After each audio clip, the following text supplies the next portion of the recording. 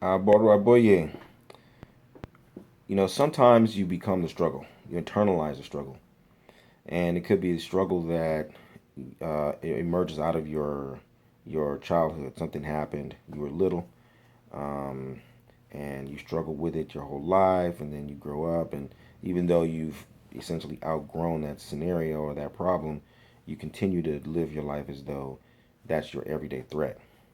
Or it could be a struggle that you internalize by virtue of inheritance. Maybe you inherited something from your parents. They lived a certain way. They didn't have certain things.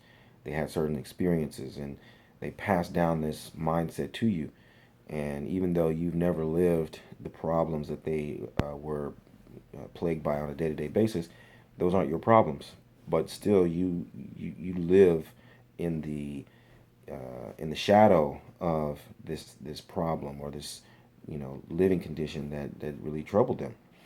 Um, or it could be an even bigger struggle of your community that your community has been oppressed, has been restricted and subjugated to by another group of people or something that really um, has defined the character and the identity of this group of people for as long as people can remember. And even though times have changed in your generation or maybe in a generation before yours, the living story is that we're oppressed and we're under someone's thumb and we can't do this and we can't do that, and you've internalized that struggle. But still, even though you internalize the struggle, there's still that impulse within you. There's the what you already chose for you to do and bring into the world, and then you respond to that, and you try to grow and you try to progress and you try to expand your reality.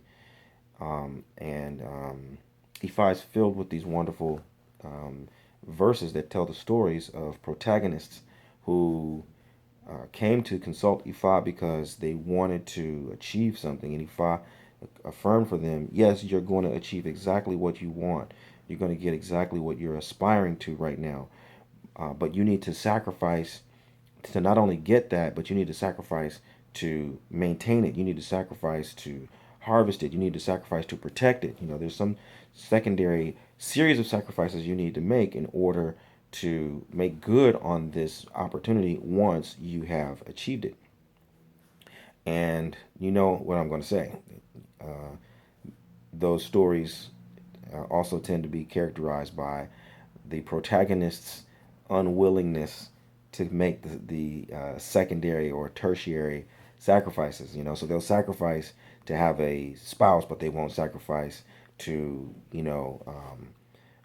keep the spouse, or they'll sacrifice for children, but they won't sacrifice to keep the children, right? So it's in our everyday lives. We'll do so many things to be seen. You take pictures just the right way, you dress just the right way, you say just the right things to appear, as appetizing as possible.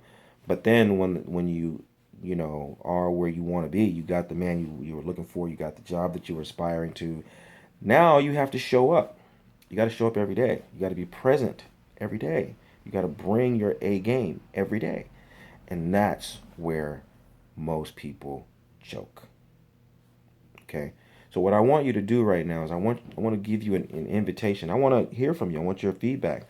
To think of a time, remember a time when you really worked hard and you struggled to achieve something. You wanted to experience something, and then when the opportunity presented itself, you got to where you wanted to be, and then you panicked, or you froze, or you just you know flaked out. What happened? What was it that prevented you from being able to show up after you did everything you could to be seen? Okay, so I want you to think about it, and as much as you can, just share with me in the comments, and let's have a conversation on ways in which you can transcend those limiting factors that may have defined you in the past, and you can come out of internalizing the struggle and transcend it, overcome the struggle, own it, make it work for you instead of you work for it. Bora boye, boshishe.